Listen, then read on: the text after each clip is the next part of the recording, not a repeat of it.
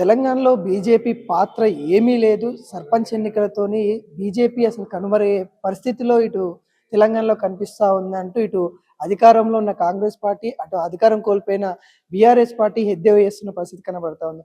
తెలుసుకుందాం మరి కాంగ్రెస్ పార్టీకి ధీటుగా మరి బీజేపీ ఎటువంటి వ్యూహాలతోని ముందుకొస్తా ఉంది. అసలు బీజేపీ పార్టీ వ్యూహాలేంటో తెలుసుకునే ప్రయత్నం అయితే చేద్దాం. మనతోని రాష్ట్ర బీజేపీ ఉపాధ్యక్షురాలు జయశ్రీ గారు అయితే ఉన్నారు. మాట్లాడించే ప్రయత్నం అయితే చేద్దాం.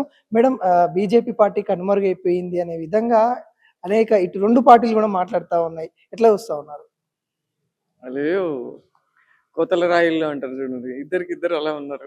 అటు బీఆర్ఎస్ నాయకులు కానివ్వండి, ఇటు కాంగ్రెస్ నాయకులు కానీ మాటలకు కోటలు దాటితే కానీ చేతల్లో ఏమి ఉండదు.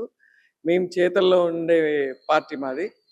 సో ఈరోజు మేము అటల్ బిహారీ వాజ్పేయి గారి జయంతి కూడా చేసుకోవడం జరిగింది. వారిని ఆదర్శంగా తీసుకొని వారు చూపిన అడుగుజాడల్లో నడుస్తున్న సందర్భంలో మేము కింద గ్రాస్ రూట్ నుండి అంత్యోదయ అంటారు, అంటే చిట్ట చివరి మనిషి నుండి ఏదైతే చేస్తారో వాళ్ళకి ప్రతిఫలం చిట్ట చివరి మనిషికి చేరాలన్న ఉద్దేశంతో చేసే పనిలో భారతీయ జనతా పార్టీ ఎల్లవేళలా ఉంటుంది.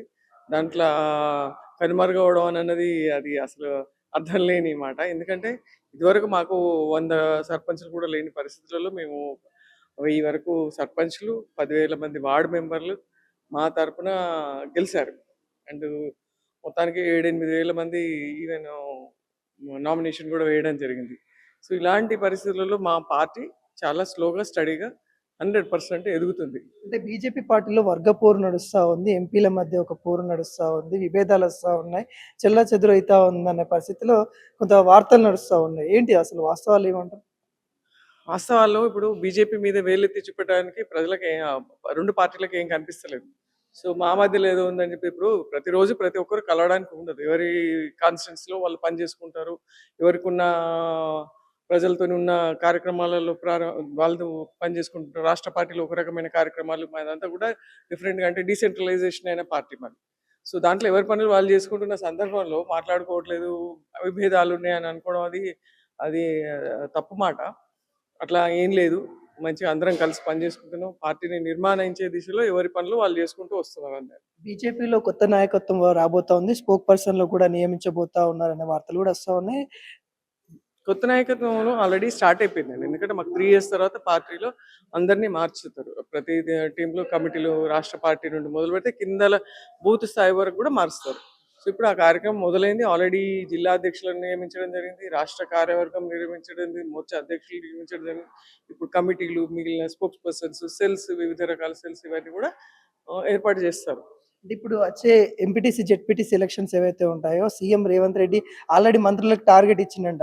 32 స్థానాలకు 32 స్థానాలు మనం గెలవాల్సిందే, వేరే పార్టీలకి అవకాశం ఇయ్యొద్దు అనే విధంగా అటు మంత్రులకు టార్గెట్ ఇచ్చిన పరిస్థితి కనబడుతుంది. ఎట్లా బీజేపీ ఏ వ్యూహాలతో ముందుకెళ్ళబోతా ఉంది? వచ్చే ఎంపీటీసీ ఎలక్షన్స్ కావచ్చు, జెడ్పీటీసీ కావచ్చు, లేకుంటే జీహెచ్ఎంసీ ఎలక్షన్స్ కావచ్చు. టార్గెట్ ప్రతి పార్టీ పెట్టుకుంటుంది, దాంట్లో తప్పేం లేదు. మా పార్టీ కూడా మా వ్యూహం ప్రకారం మేము టార్గెట్ ప్రజల్లోకి వెళ్ళడము, తర్వాత పోరాటం చేయడము, గెలవడము, ఇవన్నీ కూడా మేము కూడా టార్గెట్లో ఒక రాజకీయ పార్టీ అని అంటే తప్పకుండా అది ఉంటుంది. దాంట్లో మేము ఖచ్చితంగా ఎంపీటీసీలో, జెడ్పీటీసీలో మా పార్టీ గుర్తుగా అందరం మేము సెపరేట్గా ఇండిపెండెంట్గా మేము పోటీ చేయబోతున్నాం. అండ్ జిహెచ్ఎంసీలో ఇదివరకటి కంటే కూడా ఎక్కువగా సీట్లను కైవసం చేసుకునే అవకాశం ఉంది. సో దాని ప్రకారంగా వ్యూహం కూడా మేము వేసుకుంటున్నాం. అంటే జీహెచ్ఎంసీలో కూడా అనేక విధాలుగా అంటే బీజేపీ కార్పొరేటర్లు కూడా మొన్న విమర్శించడం అయితే జరిగింది. ఏదైతే డీలిమిటేషన్ ప్రక్రియ ఏదైతే ఉందో అది జనాభా ప్రకారం కాకుండా కులాల ప్రకారం ఎంఐఎం పార్టీకి మద్దతుగా చేశారు. ఇది కరెక్ట్ కాదన్నట్టుగా వాళ్ళు ఖండించడం జరిగింది. దానిపైన బీజేపీ పార్టీ ఏమన్నా ముందుకెళ్లే పరిస్థితి కనబడుతుందా?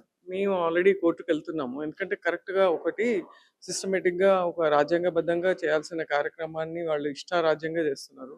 ఎందుకంటే ఇప్పుడు నువ్వు ఏదో ఒక స్టాండర్డ్ ఇవి నామ్స్ తీసుకోవాల్సిన అవసరం ఉంది. స్టాండర్డ్ నామ్స్ ఏంటి? నువ్వు జనాభా ప్రకారం తీసుకో, లేకపోతే ఏరియా ప్రకారం తీసుకో, మండల్ ప్రకారం ఏదో రకంగా ఒక స్టాండర్డైజేషన్ అనేది అన్నిట్లో ఉండాలి.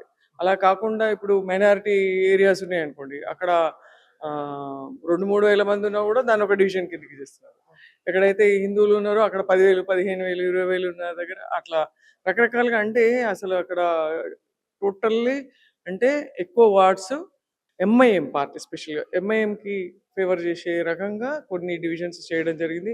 అతి తక్కువ జనాభాతోని ఎక్కువ డివిజన్లు వాళ్ళకు కైవసమయ్యే రకంగా వాళ్ళు వాళ్ళకు ఫేవరిజం చేసే దాంట్లో చేసింటే డెఫినెట్గా దానికి మేము పోరాడుతున్నాము. ఇంకా కోర్టులో కూడా వేస్తాం.